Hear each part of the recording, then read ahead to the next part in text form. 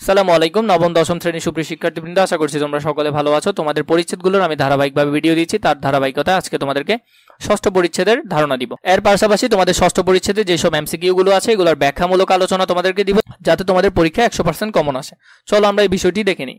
চলো আমরা এটা নিয়ে আলোচনা করি। স্বরধ্বনি উচ্চারণের সময় জীবের উচ্চতা অনুযায়ী, জীবের সম্মুখ পশ্চাৎ অবস্থান অনুযায়ী এবং ঠোঁটের উন্মুক্তি অনুযায়ী স্বরধ্বনিকে ভাগ করা হয়। তাহলে প্রধানত আমরা যদি স্বরধ্বনির ভাগ দেখি, একটা হলো জীবের উচ্চতা, আরেকটা হলো যে জীবের অবস্থান কোথায়, আরেকটা হলো যে ঠোঁটের উন্মুক্তি। তাহলে তিনটা বিষয়ের উপর ভিত্তি করে কি করা হয়, স্বরধ্বনিকে ভাগ করা হয়। আমরা এই তিনটা বিষয় নিয়ে সুন্দর করে আলোচনা করব। বইয়েরটা যদি আমাদের বুঝতে কষ্ট হয়, আমরা বিকল্প একটা পদ্ধতি থেকে আলোচনা। চলো আমরা নিচের ছকটি একটু দেখে নিই। এখানের মধ্যে দেখো, তোমাদের যদি একটু বুঝতে কষ্ট হয় আমরা এখান থেকে একটু দেখে নিই। এখানের মধ্যে দেখো সম্মুখ, সম্মুখ মানে সামনে, সম্মুখ মানে সামনে। কি সামনে? জিভ সামনে থাকবে। যেমন তুমি যদি রস্য ই উচ্চারণ করো, দেখো তোমার জিহ্বা সামনে চলে আসছে। তাহলে রস্য ই এই সেম, এটার উচ্চারণ এবং এটার উচ্চারণ সেম। তাহলে এই যে তিনটা, এগুলো উচ্চারণ করার সময় আমার জিহ্বা সামনের দিকে থাকবে। কোথায় থাকবে? সামনের দিকে। এরপর দেখো মধ্য, স্বরে আ, স্বরে আ উচ্চারণ করলে আমার জিহ্বা মাঝখানে থাকবে। কোথায় থাকবে? মাঝখানে। পশ্চাৎ, রসা উ, ও, সরিও, এই তিনটা উচ্চারণ করার সময় আমার জিহ্বা পেছনের দিকে থাকবে। কোথায় থাকবে? পেছনের দিকে। তুমি একটুই ভালো করে দেখলে খেয়াল করবে, রস্যু ই উচ্চারণ করলে জিহ্বা কোথায় থাকতেছে এবং ও বা রস্য উচ্চারণ করলে জিহ্বা কোথায় থাকতেছে তুমি বুঝতে পারবে। এখন দেখো, জিহ্বা তিন অবস্থানে থাকে সেটা তো বুঝলাম। এখন কি উপরে থাকে নাকি নিচে থাকে? যদি উপরে থাকে তাহলে হলো উচ্চ। যেমন রস্যু ই উচ্চারণ করলে জিহ্বা সামনের দিকে উচ্চ অবস্থায় থাকবে, আর এটা রসা উ উচ্চারণ করলে পেছনের দিকে উচ্চ অবস্থায় থাকবে। ঠিক আছে? এরপর দেখো স্বরে আ, স্বরে আ উচ্চারণ করলে জিহ্বা কি থাকবে? নিচে থাকবে। জিহ্বা কোথায় থাকবে? মাঝখানে, নিচে থাকবে। ঠোঁটের আকৃতি সংবৃত মানে দুই ঠোঁটের মাঝখানে ফাঁকা জায়গা কম থাকবে। যেমন রসা উ উচ্চারণ করলে দেখবে দুই ঠোঁটের মাঝখানে ফাঁকা জায়গা কম। রস্যু ই উচ্চারণ করলে দুই ঠোঁটের মাঝখানে ফাঁকা জায়গা কম, কিন্তু বিবৃত মানে দুই ঠোঁটের মাঝখানে ফাঁকা জায়গা বেশি থাকবে। যেমন স্বরে আ, স্বরে আ উচ্চারণ করলে দেখো তোমার দুই ঠোঁটের মাঝখানে ফাঁকা জায়গা বেশি হচ্ছে। আশা করছি এখান থেকে কিছুটা বুঝতে পেরেছো। তাও তোমরা এখান থেকে ভালো করে দেখার চেষ্টা করবে। দেখবা সংবৃত মানে দুই ঠোঁটের মাঝখানে ফাঁকা জায়গা কম থাকবে, বিবৃত মানে বেশি থাকবে। আর উচ্চ মানে জিহ্বা সামনের দিকে উচ্চ অবস্থায় থাকবে। এরপরে হলো যে বা পশ্চাৎ স্বরধ্বনি হলে পেছনের দিকে উচ্চ অবস্থায় থাকবে। তাহলে আমরা এখান থেকে একটা ধারণা পাচ্ছি, সম্মুখ স্বরধ্বনি হলো এই তিনটা, সম্মুখ স্বরধ্বনি হলো এই তিনটা, মধ্য স্বরধ্বনি হলো একটা, পশ্চাৎ স্বরধ্বনি হলো এই তিনটা। এরপরে সংবৃত স্বরধ্বনি হলো এই দুইটা। এখানে হিবিজিবি হয়ে যাচ্ছে, আমরা নিচের দিকে দেখি। উচ্চারণের সময় জিভ কতটা উপরে ওঠে বা কতটা নিচে নামে সেই অনুযায়ী স্বরধ্বনি চার প্রকার। মানে উপরে ওঠে নিচে নামে এটা অনুসারে কয় প্রকার? চার প্রকার। এই দেখো এখানে চার প্রকার, উচ্চ, উচ্চ মধ্য, নিম্ন, নিম্ন মধ্য, এই চার ভাগে ভাগ করা হয়। এরপর এগুলো যদি আমরা দেখি, প্রথমে হলো যে উচ্চ, উচ্চ হলো যে কি রস্যই এবং রস্যাও। আমরা একটু আগে চার্টে দেখেছি রস্যই এবং রস্যাও হলো উচ্চ স্বরধ্বনি, মানে এটা এই দুইটা উচ্চারণ করলে জিহ্বা উপরেই থাকবে, হয় সেটা পেছনে থাকতে পারে সামনে থাকতে পারে, সমস্যা নেই, কিন্তু উপরেই থাকবে। উচ্চ মধ্য দেখে নিবে কোনটা, এরপর নিম্ন মধ্য দেখে নিবে, এরপর হলো যে নিম্ন স্বরধ্বনিটা দেখে নিবে। এখানের ক্ষেত্রে আমি তোমাদেরকে বলবো যে বিষয়টা বেশি গুরুত্বপূর্ণ, যেগুলো ভালো করে খেয়াল করবে সেগুলো হলো এই সরিয়া, এটারটা একটু ভালো করে খেয়াল করবে, ভালো করে খেয়াল করবে। এরপর হলো যে প্রথম সারির সংবৃত এবং বিবৃত, এই দুইটা জিনিস ভালো করে মনে রাখবে। এছাড়া এখানে যে বিষয়গুলো এগুলো বেশিরভাগ ক্ষেত্রে মুখস্থ করে ফেলার বিষয়, এখানে তুমি বুঝে বুঝে পড়ে অতটুকু অনুমান করতে পারবে না সবকিছু। জীবের সম্মুখ এবং পশ্চাৎ অবস্থান অনুযায়ী হলো তিন প্রকার। যেমন সম্মুখ স্বরধ্বনি কয়টা? সম্মুখ স্বরধ্বনি হলো তিনটা। আমি বললাম না, এই তিনটা হলো সম্মুখ স্বরধ্বনি, রস্যই এই তিনটা হলো সম্মুখ স্বরধ্বনি। তাহলে এখানে দেওয়া আছে সম্মুখ স্বরধ্বনি। মধ্য স্বরধ্বনি শুধু একটা, স্বরে আ, এবং পশ্চাৎ স্বরধ্বনি হলো তিনটা, তিনটা এখানে দেওয়া আছে। সম্মুখ স্বরধ্বনির বেলায় জিভ সামনের দিকে উঁচু নিচু, এবং পশ্চাতের স্বরধ্বনির বেলায় জিভ পেছনের দিকে উঁচু বা নিচু হয়। এগুলো তোমরা এখান থেকে একটু আগে বুঝেছো। স্বরধ্বনি উচ্চারণের সময় ঠোঁট কতটুকু খোলা বা বন্ধ থাকবে? তাহলে খোলা বা বন্ধ কিসের উপর ভিত্তি করে? সংবৃত মানে কম খোলা, বিবৃত মানে বেশি খোলা।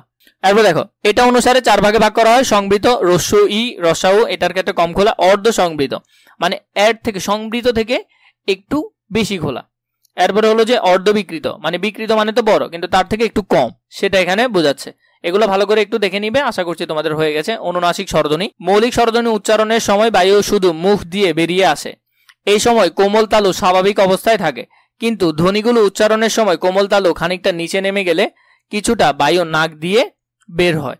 তো আমরা জানি নাক দিয়ে বের হলে নাসিক্য ধ্বনির উচ্চারণ হয়, এর ফলে ধ্বনিগুলো অনুনাসিক হয়। কি হয়? অনুনাসিক হয়। স্বরধ্বনির এই অনুনাসিকতা বোঝাতে বাংলা স্বরবর্ণের উপরে চন্দ্রবিন্দু ব্যবহার হয়। মোস্ট ইম্পর্টেন্ট একটা লাইন, এটা পরীক্ষায় হুবহু আসতে পারে। তাহলে স্বরধ্বনির এই অনুনাসিকতা বোঝাতে কি ব্যবহার হয়? চন্দ্রবিন্দু ব্যবহার হয়। অর্ধ স্বরধ্বনি হলো 4টা, মৌলিক স্বরধ্বনি হলো 7টা, এরপরে অনুনাসিক ধ্বনিগুলো আমরা দেখব, অর্ধ স্বরধ্বনিগুলো দেখব। অর্ধ স্বরধ্বনি হলো 4টা, মোস্ট ইম্পর্টেন্ট এই ব্যাপারটা। অর্ধ স্বরধ্বনি হলো কয়টা? 4টা। রস্য ই, রসাউ, এ, ও, এই 4টা হলো অর্ধ স্বরধ্বনি। আর বাকি যে স্বরবর্ণের মধ্যে বাকিগুলো আছে, বাকিগুলো হলো পূর্ণ স্বরধ্বনি। যেমন চাই, চয়কার চা, রস্যই, চাই। এখন দেখো এই যে চাই, চাই বানানে আকার আছে না, তার মানে স্বরে আছে, তাই তো? তারপরে এদিকে রস্যই আছে, তো রস্যই একটা কি স্বরধ্বনি? অর্ধ স্বরধ্বনি। এখানে একটা পূর্ণ স্বরধ্বনি। তাহলে এখানে পূর্ণ স্বরধ্বনি হলো কি? পূর্ণ স্বরধ্বনি হলো স্বরেয়া, আর অর্ধ স্বরধ্বনি হলো রস্যই। এরপর সেম লাউ, লাউ তোমাদের জন্য মোস্ট ইম্পর্টেন্ট। এই লাউ এর উদাহরণটা এখান থেকে বেশিরভাগ ওঠায় দ্বিতীয় স্বর থেকে। দ্বিতীয় স্বরটা ভালো করে পড়বে। দ্বিতীয় স্বরের যে বিষয়টি ভালো করে দেখে নিবে সেটা হলো পূর্ণ স্বরধ্বনি এবং অর্ধ স্বরধ্বনি একত্রিত উচ্চারিত হলে, মানে একসাথে। যেমন লাউ, লাউ এর মধ্যে আউ, যেমন আউ উচ্চারণ হয়েছে না, লাউ, আউ, এই আউটা একসাথে উচ্চারণ হয়ে গেছে। যেমন ধরো লয়কাল্লা রসাউ, তাহলে একটা স্বরধ্বনি হলো এখানে স্বরেয়া, আরেকটা স্বরধ্বনি হলো রসাউ। তা আমরা জানি রসাউ হলো একটা অর্ধ স্বরধ্বনি। কি স্বরধ্বনি? অর্ধ। স্বরে একটা পূর্ণ স্বরধ্বনি। যখন অর্ধ স্বরধ্বনি এবং পূর্ণ স্বরধ্বনি একসাথে উচ্চারণ হবে তখন তাকে বলা হয় দ্বিত্ব স্বরধ্বনি। তখন তাকে কি বলে? দ্বিত্ব স্বরধ্বনি। তাহলে এই বিষয়টা ভালো করে খেয়াল রাখবে। এখানের মধ্যে এই লাউ উদাহরণটা তোমাদের জন্য খুব বেশি গুরুত্বপূর্ণ, এটা ভালো করে দেখবে। এছাড়া এখানে আরো কিছু আছে যেগুলো একসাথে উচ্চারণ হয়েছে, পূর্ণ এবং অর্ধ স্বরধ্বনি, সেগুলো ভালো করে দেখবে। বাংলা বর্ণমালায় 2টি স্বরধ্বনির জন্য আলাদা বর্ণ নির্ধারিত আছে। যেমন 2টা স্বরধ্বনি আছে যেগুলোকে সাধারণত আমরা যৌগিক স্বরধ্বনি বলি, যেগুলোর ক্ষেত্রে যেমন ওই, ও যোগ রস্যই, ওই। তারপর ও, ও যোগ রসাউ, ও। তাহলে এই যে 2টা স্বরধ্বনি, এগুলো অন্যান্য স্বরধ্বনি মিলে তৈরি হচ্ছে। এখানের মধ্যে একটা পূর্ণ স্বরধ্বনি ও এবং অর্ধ স্বরধ্বনি রস্যই। এইভাবে ওতেও একটা স্বরধ্বনি হলো, পূর্ণ স্বরধ্বনি হলো কি ও, এবং অর্ধ স্বরধ্বনি হলো রসাউ। এগুলোকে আবার যৌগিক স্বরধ্বনিও বলে। অনুশীলনের যে এমসিকিউ গুলো আছে এগুলো আমরা ব্যাখ্যামূলক আলোচনা করব। এখন চলো দেখে নিই। তোমাদের মধ্যে যাদের দাগানো বইয়ের পিডিএফ প্রয়োজন হবে তারা ডেসক্রিপশন বক্সে মেসেজ দিয়ে আমাদের সাথে কথা বলে বইগুলো নিতে পারো। এখান থেকে হুবহু প্রশ্ন কমন পড়বে। চলো আমরা এখান থেকে দেখে নিই গুরুত্বপূর্ণ পরিচ্ছেদ 6 এর যে বিষয়গুলো আছে। উচ্চারণের সময় জিভের কোন অবস্থানের কারণে স্বরধ্বনিকে ভাগ করা হয়? এখানে হবে সবগুলো, উচ্চ, সম্মুখ, পশ্চাৎ সবগুলোর কারণে কি করা হয়? ভাগ করা হয়। এখানে তার ব্যাখ্যা আছে, ব্যাখ্যাটা একটু আগে আমরা বিস্তারিত পড়েছিলাম। রসাউ উচ্চারণের সময় জিভের অবস্থান কোথায় থাকে? রসাউ, রসাউর সময় পেছনের দিকে উচ্চ অবস্থায় থাকে। তাহলে পেছনের দিকে উচ্চ অবস্থায় থাকে। আমরা যদি দোনোটাই দেখি, দেখো এখানের মধ্যেও আছে রসাউ মানে পশ্চাৎ, পেছনের দিকে, কিন্তু কেমন অবস্থান? উচ্চ অবস্থান। এরপরে দেখো রসা উচ্চারণের সময় পেছনের দিকে উচ্চ অবস্থায় থাকবে, এটা আমরা এখান থেকে দেখেছি। এরপরে হলো 3 নম্বরে স্বরেয়া উচ্চারণের সময় ঠোঁটের উন্মুক্তি কেমন হবে? স্বরেয়া, স্বরেয়ার সময় বিবৃত হবে। আমরা দেখেছি চার্টের মধ্যে, আমাদের বইয়ে ছিল স্বরেয়ার সময় কেমন হবে? বিবৃত হবে। এখানের মধ্যে থেকে আমরা খুঁজে পাচ্ছি। তাহলে স্বরেয়ার সময় কেমন? বিবৃত। স্বরেয়ার সময় ঠোঁটের উন্মুক্তি হবে, বিবৃত। স্বরধ্বনির মধ্যে এখানে বাকিগুলো যে আছে কোনটার সময় কি হবে এগুলো আমি তোমাদেরকে চার্ট থেকে ভালো করে বুঝিয়ে দিয়েছি, আশা করছি আর প্রয়োজন নেই। 4 নম্বর জিভের সম্মুখ বা পশ্চাৎ অবস্থান অনুযায়ী স্বরধ্বনি কত প্রকার? জিভের সম্মুখ পশ্চাৎ অনুসারে 3 প্রকার। যেমন সম্মুখ, পশ্চাৎ এবং মধ্য আরেকটা আছে, তাহলে 3 প্রকার। এটা অনুসারে কয় ভাগে ভাগ করা হয়? 3 ভাগে ভাগ করা হয়। এখান থেকে তোমরা চাইলে এগুলো দেখে নিতে পারো, এগুলো তোমাদের জন্য মোটামুটি কাজে লাগবে, যদি আমি এগুলো তোমাদেরকে বই থেকে দেখিয়ে দিয়েছি। 5 নম্বরে বাংলা স্বরবর্ণের উপরে চন্দ্রবিন্দু ব্যবহার করা হয় অনুনাসিকতা বোঝাতে। কি বোঝাতে? অনুনাসিকতা বোঝাতে। লাইনটা আমি তোমাদেরকে ভালো করে বলে দিয়েছি। অনুনাসিকতা বোঝাতে কি ব্যবহার করা হয়? চন্দ্রবিন্দু ব্যবহার করা হয়। 8 নম্বর পূর্ণ স্বরধ্বনি ও অর্ধ স্বরধ্বনি একত্রে মিলে কি হয়? পূর্ণ স্বরধ্বনি, অর্ধ স্বরধ্বনি একত্রে মিলে হয় দ্বিত্ব স্বরধ্বনি। তাহলে দ্বিত্ব স্বরধ্বনির মধ্যে একটা পূর্ণ স্বরধ্বনি থাকবে, একটা অর্ধ স্বরধ্বনি থাকবে, দুইটা মিলে তৈরি হবে দ্বিত্ব স্বরধ্বনি। এরপরে দেখো 8 নম্বরে লাউ শব্দের মধ্যে কোন স্বরধ্বনি আছে? আ, যেমন স্বরেয়া আছে, রসাও আছে। স্বরেয়া রসাও কোথায়? স্বরেয়া রসাও হলো এখানে। উত্তর হবে ঘ নম্বরটা। আশা করছি তোমরা বুঝেছো। বাকি ভিডিওগুলো ধারাবাহিকভাবে প্রয়োজন হলে কমেন্ট করে জানাবে, আমি তোমাদের জন্য ইনশাআল্লাহ রেডি করার চেষ্টা করব।